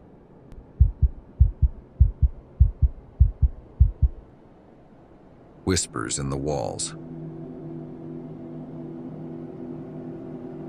You ever wonder what's hiding behind the walls? Not in the cracks or the pipes, but deeper, where you can't see. I never used to. I was just an average guy, working as an electrician in Cleveland, Ohio, and the only thing I cared about was making sure the lights turned on when you flipped a switch. That all changed when I got the call to work on the old O'Connell building. My name's James, by the way. James O'Leary. I've been doing electrical work for over 20 years, but I've never seen anything like what I found in that building. The O'Connell place was an office building back in the 70s, long abandoned and set to be converted into luxury apartments. The developers brought me in to update the wiring. Simple job, or so I thought. The building was a mess. Half the windows were boarded up and the inside was coated with decades of dust and mold. The air was thick, musty, like the place hadn't breathed in years. As I walked the halls, my footsteps echoed, a reminder that no one had been there in a long time. The first few days on the job were uneventful, just crawling through crawl spaces, pulling old wires, replacing them with new ones. I didn't think much of the place's history, but then I started hearing things. It began with whispers. At first, I thought it was just the wind whistling through cracks in the walls. Old buildings creak, moan, and make all kinds of noises. But this was different. The whispers weren't random. They were deliberate. Like voices, too faint to make out the words, but close enough to know they were there. I shrugged it off. I was alone in a building with bad insulation. Of course I'd hear weird things. But then it got worse. One afternoon, I was working on the 4th floor, pulling wires through the walls, when I heard it again. This time, the whisper was clearer. It was coming from behind the wall. Not just the usual creaking, but a voice. A low, raspy voice, like someone was standing right behind me. Help me. I froze, my heart pounding in my chest. I ripped off my gloves and pressed my ear to the wall. The voice was faint, muffled, but it was there. Please, help. My stomach dropped. I backed away, staring at the plaster, trying to wrap my head around what I'd just heard. It couldn't be real. There was no way someone was in the wall. But the voice, it was so clear. I grabbed a hammer from my tool belt and hesitated for just a second before swinging at the plaster. The drywall crumbled easily, revealing the wooden beams beneath. I ripped the plaster away, creating a hole large enough to see inside. There was nothing there, just the hollow space between the walls. But the voice didn't stop. Help. It was louder now, coming from somewhere further inside the wall. I dropped the hammer, crawling into the narrow gap. The air was cold, damp, and I could feel the moisture seeping through the cracks in the brick. I followed the sound, crawling deeper into the darkness. The whispering grew louder, more frantic. I was sweating now, my hands shaking as I crawled toward the source. The tunnel twisted, and I could feel the walls closing in around me. The voice was just ahead, just a little further. Then I saw it, a small wooden door hidden behind the beams. It was old, rotting, barely hanging on its hinges. The voice was coming from behind it. I reached out, my fingers trembling, and pulled the door open. Inside was a small room, dark, silent. The walls were lined with old pipes and the floor was covered in dust and debris. But the thing that caught my attention, the thing that made my blood run cold, was the chair in the center of the room. A chair with restraints. My mind raced. I had no idea what this place was or why it was hidden behind the walls. But I knew one thing. This wasn't part of the original construction. Suddenly, the voice stopped. The silence that followed was so complete it made my ears ring. I wanted to run to get out of that place and never look back, but something kept me there. Something was pulling me deeper into the darkness. That's when I heard the footsteps, slow, deliberate, coming from behind me. I turned, shining my flashlight down the narrow tunnel, but there was nothing there, just the darkness stretching on and on. But the footsteps kept coming, closer. Panicking, I crawled back through the hole, scrambling to get out. The footsteps followed, echoing through the walls. I could feel something behind me, breathing down my neck, reaching for me. I burst out of the crawl space, gasping for air, and slammed the hole shut behind me.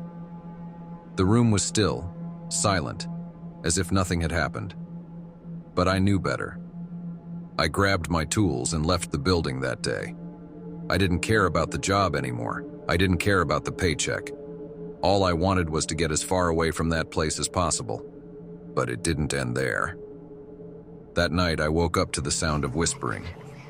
Faint but unmistakable. It was coming from inside my house, from behind the walls.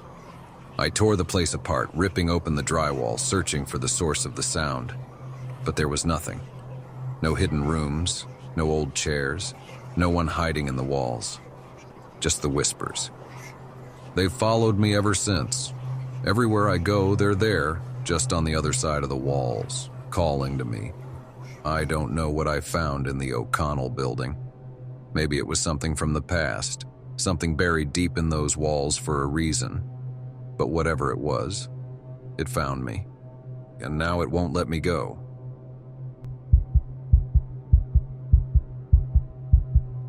The footsteps that followed. 2016 was the last year I trick-or-treated. I was 15 and yeah, I was probably too old for it. But it felt like the last chance to do something carefree before real life started piling on. So, I planned the whole thing out. A sleepover with my best friends, Davis and Zach, the night before Halloween. We'd skip school the next day, roam the neighborhood collecting candy, and then finish it off with another sleepover. Just me and my girlfriend, Amber. It felt like the perfect plan. The night before Halloween, the three of us were in my basement. My parents had just renovated it, turning it into a full-on man cave. It had everything: an enormous TV, bean bags, a mini fridge packed with soda and snacks. But the one thing that always gave me chills was the hallway that led down to the basement. The light in the hallway had been broken for weeks, so you had to walk through this dark, narrow space before you reached the main room. It was like walking through a tunnel with the shadows feeling a little too thick, too heavy. We joked about it, calling it the Tunnel of Terror, but deep down, it creeped me out. We loaded up on pizza, chips, and candy, making the night about as perfect as a teenage sleepover could be. Around 11 p.m., we decided to binge on horror movies. First up was Scream, then we started Paranormal Activity for something more modern. I'll never forget what happened next. We were barely into Paranormal Activity right when things were starting to get tense, when the motion sensor light in the backyard suddenly flicked on, flooding the basement with bright light. It threw all of us off. "Probably just an animal," Zach muttered, but his voice was tight, unsure. We paused the movie, waiting for the light to go out. It felt like we were holding our breath, staring at the window, half expecting something to appear out there. But the light stayed on for what felt like forever, before finally shutting off, plunging us back into darkness. We hit play again, trying to shake off the weird moment, but I couldn't stop glancing at the window. I kept telling myself it was just a raccoon or a stray cat. But deep down, something felt wrong. It wasn't just the light. It was this strange, creeping feeling in my chest, like we weren't as alone as we thought. Things didn't get any better. Throughout the movie, I kept hearing these faint noises from upstairs. Just small thuds at first, like something shifting or falling over. I told myself it was just the house settling. It was an older house. But as the night went on, the sounds got louder, like footsteps moving slowly, deliberately, from one end of the house to the other. Davis finally asked, "Is someone upstairs?" "Nah," I said, trying to keep my voice casual. "It's probably just the wind or something." But I didn't believe that. None of us did. The rest of the night passed without anything major happening, but that uneasy feeling never left. I tried to shake it off the next day as we went trick-or-treating. It was me, Davis, and Zach, wearing half-assed costumes, strolling through the neighborhood with pillowcases, trying to relive the fun we used to have when we were younger. But something about the night didn't sit right with me. It felt like I was waiting for something to happen, like the weirdness from the night before was just the beginning. After trick-or-treating, Davis and Zach headed home, and Amber came over for what was supposed to be a low-key night. We snuggled up on the couch, watching another horror movie, laughing at the jump scares. But as the night crept on, those same sounds started up again, The footsteps. Amber noticed it too. She sat up, glancing toward the basement door. "Do you hear that?" she asked, her voice barely a whisper. I nodded, my throat tightening. The footsteps weren't just upstairs. They were moving closer, slow and deliberate, as if whoever it was knew we were listening. I tried to play it cool. "It's probably just the house. Old house, weird noises, you know?" But my heart was racing. I stood up, grabbing the flashlight from my phone and shining it toward the stairs that led up to the main floor. The door at the top of the stairs was slightly open. I knew for a fact I had closed it earlier. I told Amber to stay put while I went to check it out. I crept up the stairs, my stomach twisting with every step. As I reached the top, I pushed the door open all the way. The hallway was dark, and the entire house felt unnaturally still. I did a quick sweep. Kitchen, living room, my parents' bedroom. Everything was exactly as it should have been. But that didn't make me feel any better. I went back downstairs, closing the door firmly behind me. Amber looked at me expectantly. "Nothing," I said, trying to sound more confident than I felt. "It's fine." But the rest of the night was anything but fine. Every time I started to drift off, I'd hear it again. Those faint footsteps, like someone was walking back and forth just above the basement, right over our heads. I didn't get much sleep. Then, at about 3 a.m., I was jolted awake by the loudest sound yet. A definite thud right outside the basement door. Amber sat up, wide-eyed, and I could see she was just as scared as I was. The door, which I had just closed an hour ago, was open again. Wide open. I grabbed a baseball bat from the corner of the room, and together, we slowly crept upstairs. My mind was racing. Was someone messing with us? Or was it something else? Something I didn't want to believe. But when we reached the main floor, there was no one. No signs of a break-in. No evidence that anyone had been there at all. And yet, that door had opened by itself. The footsteps had been real. After that night, I didn't tell anyone what happened, not even my parents. They would have laughed it off, called it teenage paranoia, or blamed it on the Halloween atmosphere. But I knew what I'd heard, what I'd seen. The clown at the door. I was 16 that Halloween, and it was the first year I was trusted to stay home alone. My mom had to work late at the hospital, and my little brother Noah was sleeping over at a friend's house. I wasn't really into trick-or-treating anymore, and I figured a quiet night alone watching scary movies wouldn't be too bad. By the time it got dark, I had already handed out candy to the neighborhood kids. It was a slow night, just a few groups of kids, mostly little ones with their parents in tow. The candy bowl was still half full when I decided to head upstairs to my room. I turned off the porch light to signal that we were done for the night and figured that was the end of it. But I was wrong. It was around 10 p.m. when I first heard it, a loud thump coming from outside. At first, I thought it was just some kids playing around, maybe pulling a prank. I didn't think much of it until I heard it again. This time, it was closer, right outside the living room window. I muted the TV and listened, my heart starting to race. Another thump. I stood up and crept to the window, pulling the curtain aside just a crack. My stomach dropped when I saw what was out there. Standing in the yard, illuminated by the faint glow of the street lamp, was a man.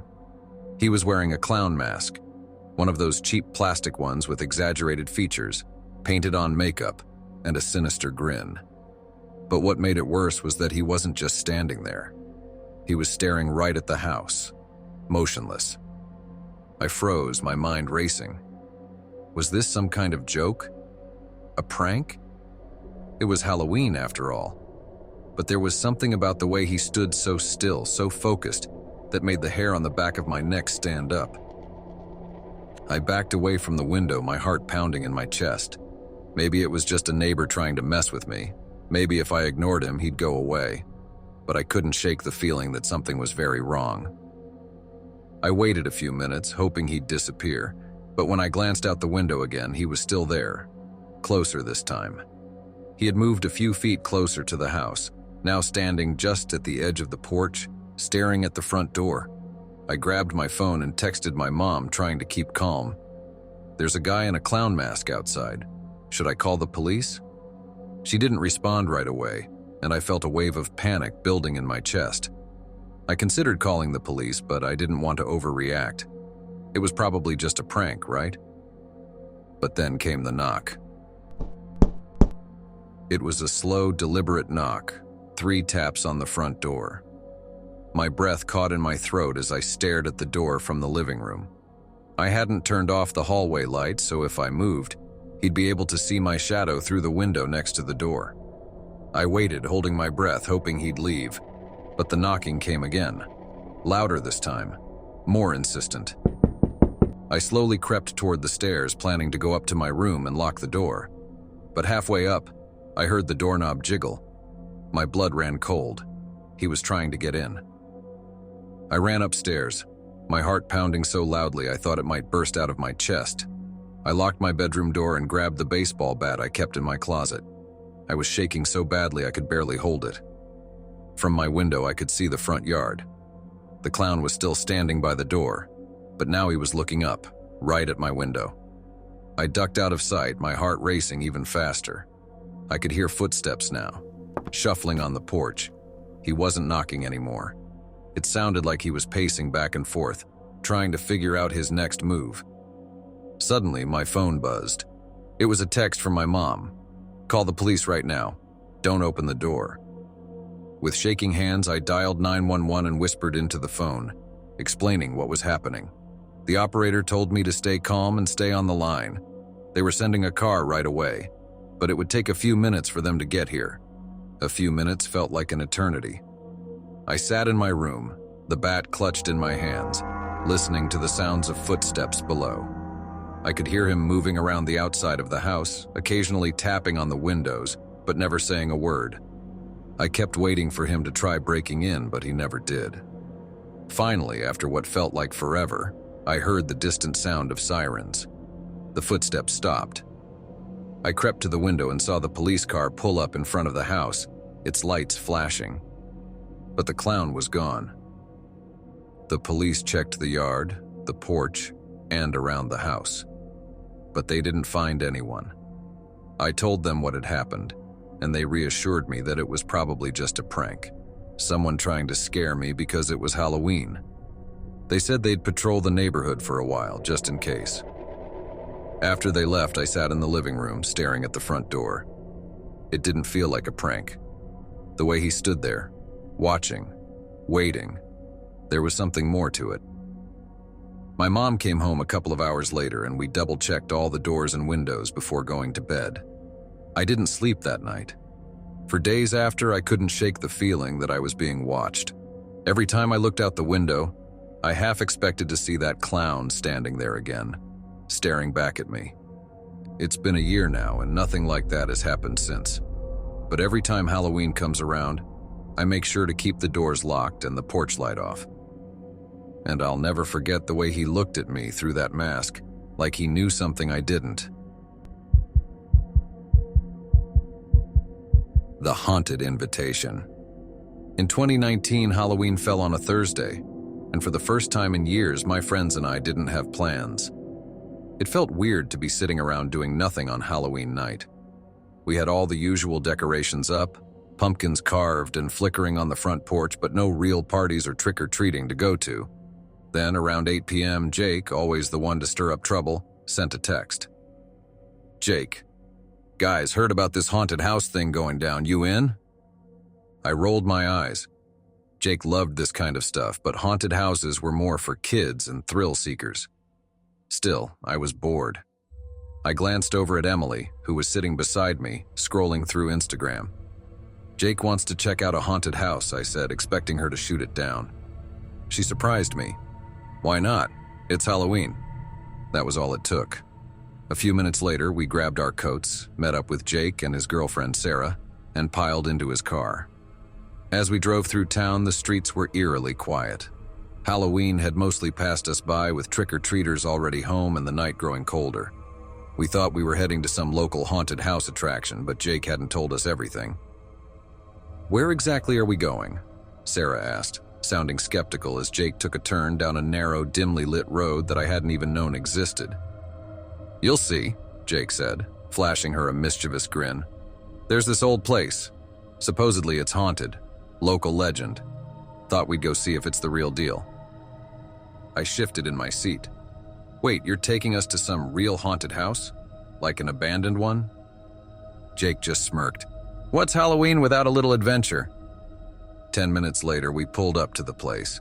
It was a huge, decrepit Victorian mansion, sitting just beyond a pair of rusted iron gates. The house looked like it had been abandoned for decades. The windows were broken, the roof sagged, and the front yard was choked with overgrown weeds. A jack-o'-lantern, its face twisted into a sinister grin, sat on the front steps, flickering in the wind. "Creepy," Emily whispered, her breath misting in the cold air. "I told you it was legit," Jake said proudly, hopping out of the car. "They say no one's lived here in over 50 years. Some kind of murder-suicide happened back in the 60s. People around here call it the Harper House. The story goes the spirits invite you in, but they don't let you leave." "That's ridiculous," Sarah scoffed, but I could tell she was a little unnerved. I wasn't thrilled about breaking into some old, abandoned mansion, but curiosity got the better of me. It was Halloween, after all. If there was ever a time to explore a haunted house, this was it. The gate groaned as we pushed it open, and the four of us made our way up the crumbling path toward the house. The closer we got, the colder the air seemed to grow. There was something off about the place. It wasn't just the usual old spooky house vibes. It felt like the house was watching us. Jake tried the front door, and to my surprise, it creaked open easily. "After you," he said with a grin, holding it open for the rest of us. I hesitated for a second, but stepped inside, my flashlight cutting through the thick dust that hung in the air. The entryway was huge, with a grand staircase spiraling up to the second floor, its banister covered in cobwebs. Old tattered furniture sat in the corners, covered in dusty sheets. The house smelled of mold, old wood, and something else. Something metallic, like blood. We wandered through the darkened halls, our flashlights flickering as if the house was playing tricks on the batteries. The floor creaked under our feet, and every step echoed in the cavernous, empty rooms. "This place is creepy as hell," Emily whispered, clutching my arm. "Yeah, it is," I admitted, my heart racing as I caught a glimpse of something moving in the corner of my eye. But when I turned, there was nothing there. We explored room after room, finding nothing but old furniture and peeling wallpaper, until we reached a door at the end of the hallway. Unlike the rest of the house, this door was pristine. Polished wood, shining brass handle, and not a speck of dust. Jake didn't even hesitate. He grabbed the handle and pushed it open. Inside was a perfectly preserved dining room lit by a dozen flickering candles. A long table was set with old-fashioned china, and sitting at the head of the table was a man. At first I thought it was some kind of mannequin, but then his head turned slowly toward us. His face was pale, eyes sunken, and his skin looked waxy, almost like it had been preserved. He smiled, a slow, eerie grin that sent chills down my spine. "Welcome," he said in a raspy voice that echoed unnaturally through the room. We all froze, too stunned to move or speak. My breath caught in my throat as I realized what we were looking at wasn't human. "Please join us for dinner," the man said, gesturing to the empty seats around the table. Jake took a step forward as if in a trance. "Jake, no," I hissed, grabbing his arm, but he shook me off, eyes glazed over. Before I could stop him, he sat down at the table. And as soon as he did, the candles flared up, burning brighter, casting the room in a warm, eerie glow. "Come, sit," the man said again, looking at the rest of us. Emily and Sarah took a step back, but I could feel something pulling at me, tugging me toward the table.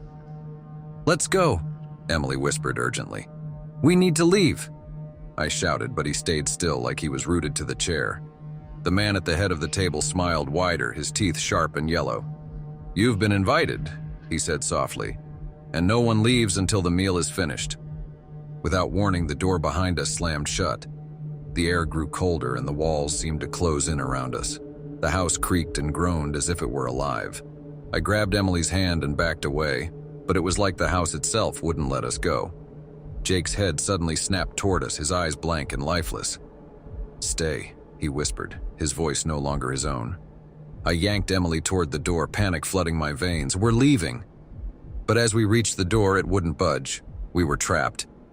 Then, without warning, the candles blew out, plunging us into darkness. The only sound was the faint rustle of fabric, like something moving through the room. My heart pounded in my ears as I fumbled for the doorknob, praying it would open. It did. We bolted out of the room, not daring to look back, and ran down the hallway toward the front door. The air felt heavier, colder, and the shadows seemed to twist and writhe, reaching out for us.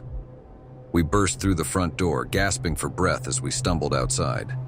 The night air hit us like a slap, and we didn't stop running until we reached the car. Jake and Sarah never came out. We called the police, but when they went inside, there was no dining room, no man at the table, just an empty, rotting house. I never told anyone else what really happened that night. No one would have believed me.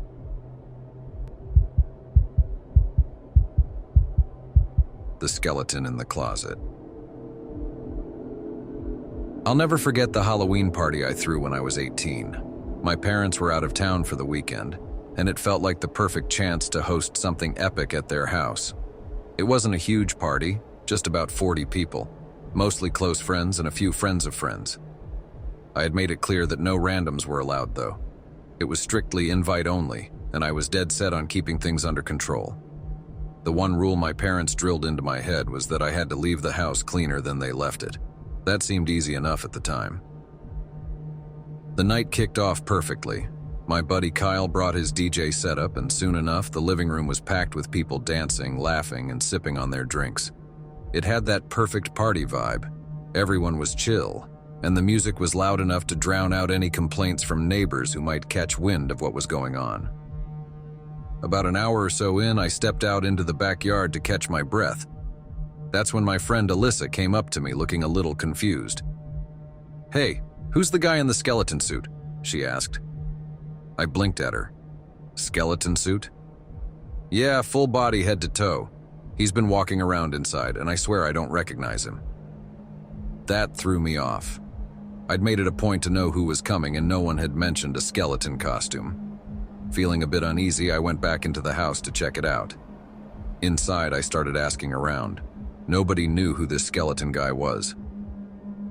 "He's been upstairs," someone mentioned, and my stomach twisted.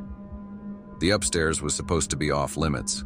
It was where my parents' bedroom was, and I definitely didn't want people up there messing with their stuff.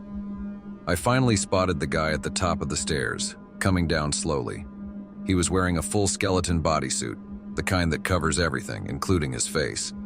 He had gloves on too, so no skin was showing. I approached him, trying to keep things cool. "Hey man," I said, trying to sound casual. "Who are you?" He stopped halfway down the stairs and tilted his head slightly like he was confused. After a long pause, he said in this deep, almost unnatural voice, "Mike, I was just using the bathroom upstairs." "Mike, huh? Who invited you?" I asked, trying to keep the edge out of my voice. He didn't answer. Instead, he just stared at me through the eye holes of the mask. I could feel something wasn't right. His presence was unsettling.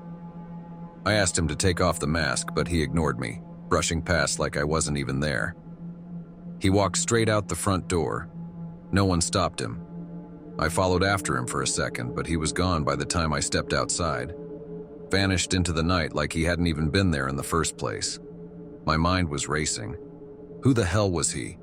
How did he know about the party? Something about it was just wrong. So I ran back inside and went upstairs, half expecting to find something trashed or stolen. I checked every room, but nothing looked out of place. Still, I couldn't shake the feeling that something was off. I headed back outside and told my friends what had happened. Nobody had any clue who Mike was. The party went on, but the whole thing left me feeling uneasy. Even after everyone left and it was just me and my buddy Vinny cleaning up, I couldn't stop thinking about the guy in the skeleton suit. Around 2 a.m., after most people had gone home and the house was almost back to normal, I finally started to relax. I was exhausted, so I went upstairs to get ready for bed. I remember standing in the hallway, the house eerily quiet after hours of music and laughter. But then, from somewhere down the hall, I heard something. Faint shuffling, like someone moving around. My heart dropped. The noise was coming from my parents' bedroom. I tiptoed over to the door, and through the small crack I could see the light from the street lamp outside filtering into the room.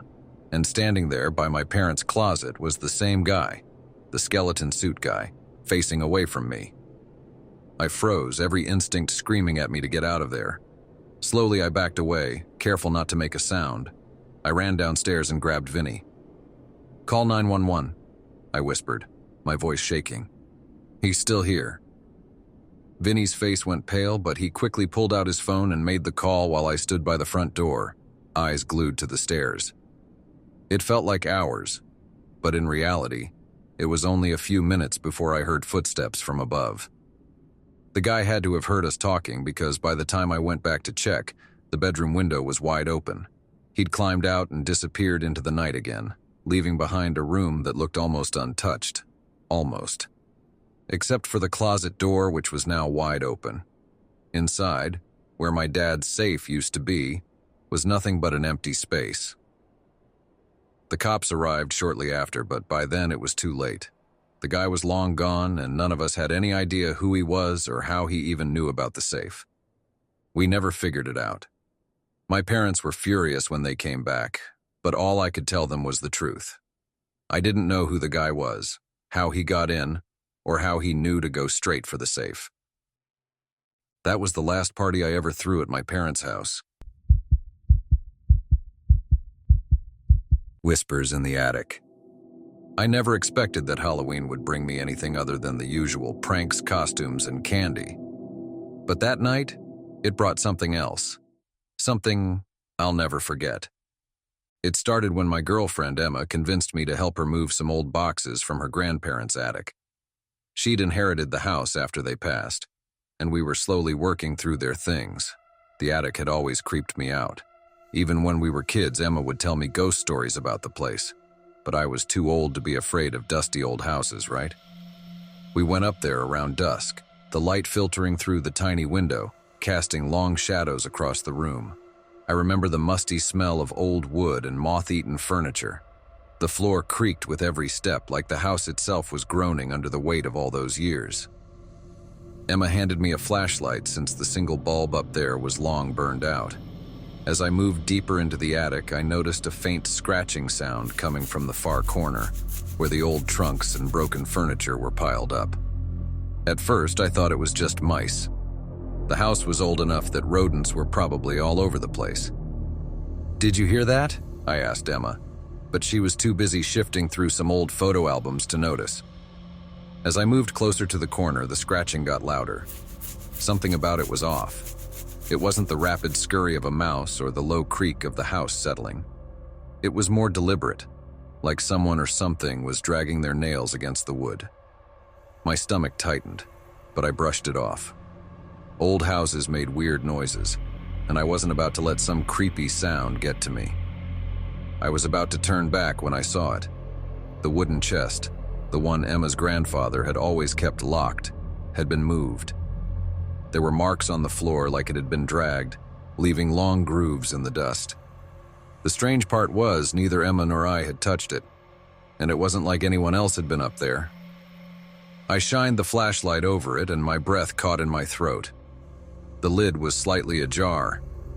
Emma had told me stories about that chest, how her grandfather never let anyone look inside. She said it was cursed, but I never believed her. Until now. I hesitated for a moment before calling out, "Hey, Em, did you mess with this chest?" She turned, her face pale. "No. Why?" "It's open," I said, pointing. Emma's eyes went wide. "It's never been open." Ignoring the pit forming in my stomach, I knelt down and opened the lid all the way. Inside, there was nothing but old blankets and sheets, but beneath them I felt something solid. I reached in and pulled out a small, dusty wooden box. It was locked, and something about it felt wrong in my hands. Too heavy for its size, like it was holding something it shouldn't. I could see the hesitation on Emma's face, but I had to know what was inside.